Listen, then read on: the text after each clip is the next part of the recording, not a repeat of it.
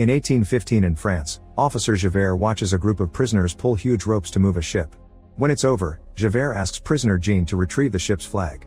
To everyone's shock, Jean shows amazing strength as he lifts the mast and drops it at Javert's feet. Then the officer announces Jean's parole has begun, but he never calls him by his name, he only refers to Jean by his prisoner number. Jean had stolen some bread for his sister's dying baby and was given 5 years for it, but since he kept trying to escape, his sentence became 19. He thinks he's free now, but Javert points out it's just parole and gives him some papers that say so. Jean must always carry those papers and present them when asked. If he fails to report, he'll be arrested again.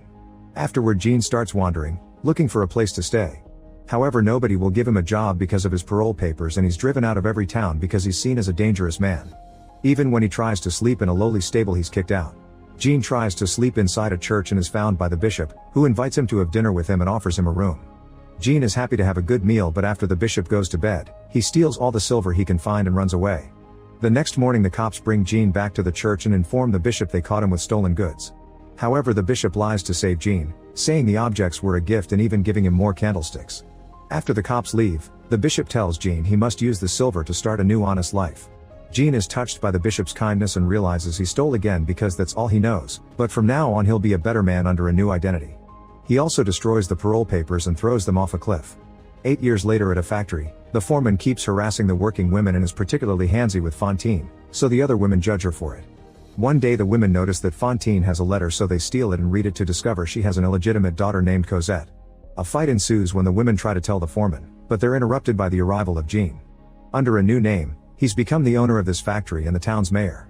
As he tells everyone to calm down, he's shocked to see Javert at the window, so he lets the foreman finish dealing with the employees.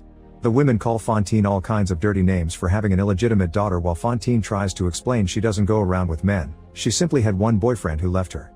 The foreman harasses her again, and when Fantine slaps him, she gets fired. Fantine tries to go to Jean for help, but the foreman throws her outside. Meanwhile, Jean thinks he hears something, but he's busy noticing the cops near his factory. Javert is now chief of police and only came to bring some documents. He doesn't recognize Jean, but his face looks familiar. At that moment they hear screaming outside, and Jean runs out to discover that a man got caught under a carriage. Jean uses his strength to rescue the man, and Javert becomes suspicious as he remembers that the prisoner he freed 8 years ago broke his parole and disappeared. Since he lacks proof, he keeps his suspicions to himself for now. That night Fantine starts searching for ways to make money to send to her daughter. First she sells the locket with her daughter's picture, then she sells her hair and even a few teeth. This is still not enough, so she has no choice but to become a naughty worker. Soon living in the streets starts affecting her health. After a few nights of working, a customer gets rather aggressive with her, so Fantine defends herself. The client calls the police and Javert comes to arrest her, but he's interrupted by Jean, who thinks Fantine looks familiar. She calls him out for letting the foreman kick her out and tells him about her daughter, who is very sick. Overwhelmed by guilt, Jean picks her up to take her to the hospital, promising to rescue her daughter as well. Sometime later Javert receives an important letter from Paris informing him that the prisoner he's been looking for has been arrested. Javert goes to see Jean and apologizes for suspecting him, claiming that he deserves to be punished. However, Jean forgives him, saying Javert was only doing his job. The rest of the day Jean is haunted by the thoughts of an innocent man being arrested in his place, and in the evening he decides to reveal his identity to the court, mentioning his prisoner number as proof. Nobody believes him, so Jean tells them to ask Javert before he's kicked out. Afterward Jean goes to the hospital to check on Fantine, whose fever is causing her to see hallucinations of her daughter. Jean tells her she'll take good care of the child and give her a good life, so Fantine finds peace and finally dies. At that moment Javert shows up to arrest Jean, who refuses to surrender and grabs a piece of wood to defend himself against Javert's sword. Unfortunately Jean can't do much against a properly trained cop and gets unarmed, so he decides to escape by jumping into the river. Meanwhile Fantine's daughter Cosette is living in the local inn under the care of the owners Monsieur and Madame Thénardier. She isn't actually sick, the Thénardiers are keeping her as their maid and wrote lies to Fantine to make her send more money. The couple is incredibly cruel and mistreats Cosette while treating their own daughter like a little angel. The Thénardiers also like to keep their clients drunk and distracted to steal all their valuables. The food they cook for the inn is made with suspicious ingredients, including street cats. That night Jean goes to the inn and informs Cosette that her mother is dead, so she should go with him. The Thénardiers refuse to let the kid go, pretending they love her like a daughter and that they spent too much money on her medicine. Jean agrees to pay Fantine's debt and some extra money on top of that until the Thénardiers allow Cosette to leave with him. After Jean and the girl are gone, Javert shows up looking for them, and the Thénardiers realize they could have bribed Jean for much more money for helping a criminal. Moments later Jean and Cosette's carriage is stopped at the city gates, where cops are asking for paperwork. The duo immediately runs away while Javert chases them through the streets, repeating Jean's prisoner number. Jean manages to find some rope and uses it to climb on top of a very tall wall, bringing Cosette along. They hide in there until Javert gives up and leaves. Then Jean and Cosette sneak inside a church, where they're seen by a man. At first Jean thinks it's over, but it turns out this man is the guy he saved from the carriage accident and he agrees to help them find sanctuary. Jean hopes to disappear and start over somewhere else. 9 years later in Paris, poverty is increasing at an alarming speed. There's a clear tension in the streets as the poor people complain about the current king, remembering that they killed the last one when things got bad. Young students form a group called Friend of the ABC and are already making plans to start a revolution against the monarchy, regularly going to the streets to spread their message and get people's support. One of these revolutionaries is Marius, who comes from a good family but he's now considered a disgrace and lives in a humble rented room. He's best friends with the Thénardier's daughter Éponine, but he doesn't notice that she clearly has a crush on him. One afternoon Marius sees Jean and an older Cosette helping out the poor and he instantly falls in love with her. The Thénardiers, who now live in the streets, also see them and immediately recognize them. Wanting to get more money out of Jean, the Thénardiers and some hobo friends surround him so Jean tries to defend himself. Hearing the commotion, Javert and his cops show up to stop the fight. While Javert is too busy scolding the bums, Jean runs away with Cosette, who locks eyes with Marius on her way out. Monsieur Thénardier tells Javert who the man was and now Javert is obsessed with finding him again. After the cops are gone, Marius asks Éponine to find out where Cosette lives. That night the ABCs gather at a cafe to make plans and Marius can't stop thinking about Cosette. The other men tease him with good humor but Enjolras scolds him for not thinking about more important things like their mission. Soon news arrive announcing that the only government official who cared about the poor died. The group gets ready to go out and fight, but Éponine shows up with Cosette's address and Marius goes to see her instead. In the meantime Cosette can't stop thinking about the handsome man she saw earlier.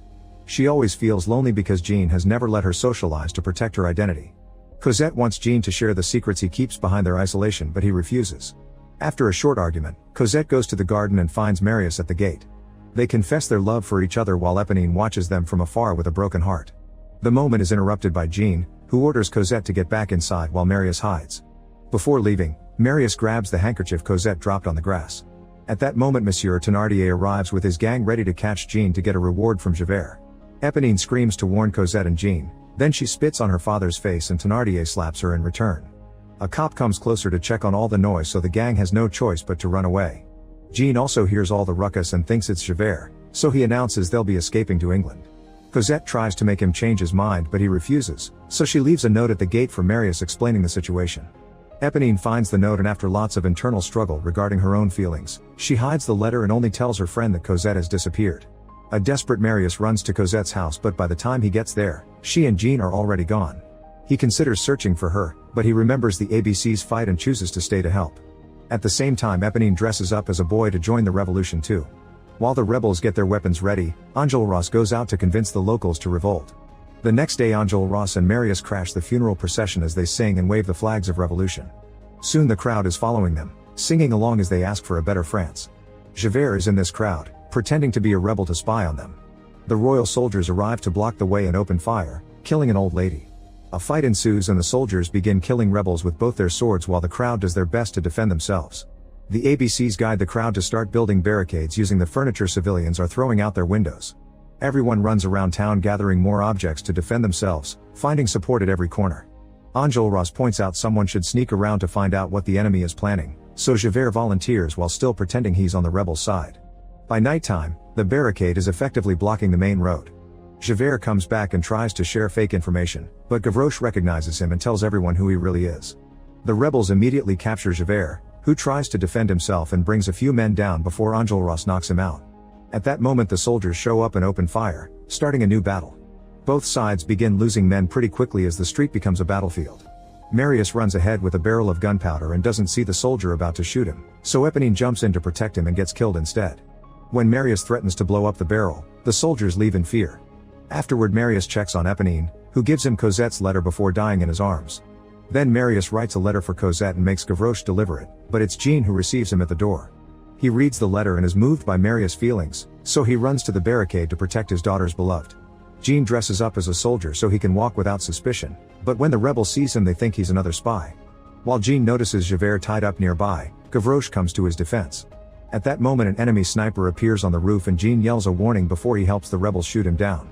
Now that everyone believes him, Jean asks them to let him execute Javert. Enjolras gives him permission, but once they're alone, Jean releases Javert and assures him he wants nothing in return except for proving he's a good man. Javert runs away while Jean shoots in the air to pretend he did kill him. The next morning Marius discovers that the rain damaged the gunpowder and they don't have much ammunition left. To make matters worse, civilians have gone home and only the ABC men are left.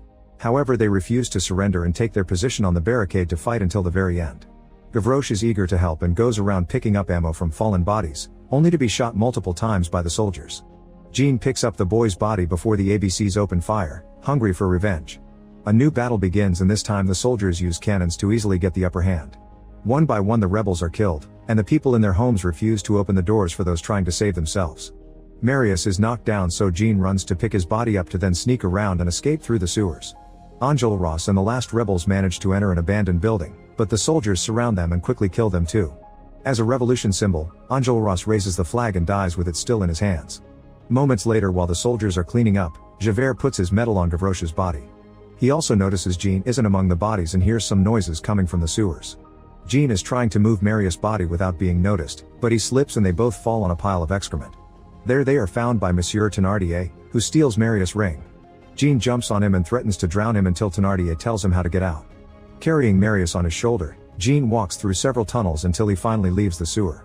Unfortunately, Javert is waiting for him at the exit. Jean asks him for just 1 hour to drop Marius at the hospital, promising he'll turn himself in afterward, yet Javert still threatens to kill him if he moves. Noticing that Javert is having doubts about his own morals, Jean continues walking with Marius' body and Javert never stops him.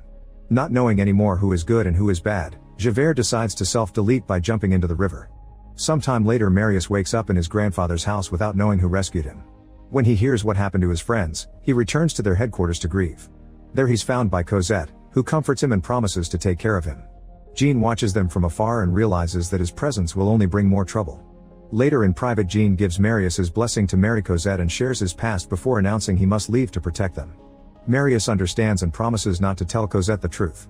Eventually Marius and Cosette get married, although Cosette is sad that Jean isn't there with her. The Thénardiers try to crash the wedding wearing disguises, but Marius recognizes them. Before they can be kicked out, the Thénardiers tell Marius that they saw his father-in-law carrying a murdered body through the sewers and they want money in exchange for keeping the secret. They even present the stolen ring as proof, making Marius realize that it was Jean who saved him. He punches Monsieur Thénardier until he confesses Jean is hiding at the convent, then the Thénardiers are dragged out of the party. That night Marius and Cosette visit Jean, who is on the verge of death and keeps seeing Fantine's spirit.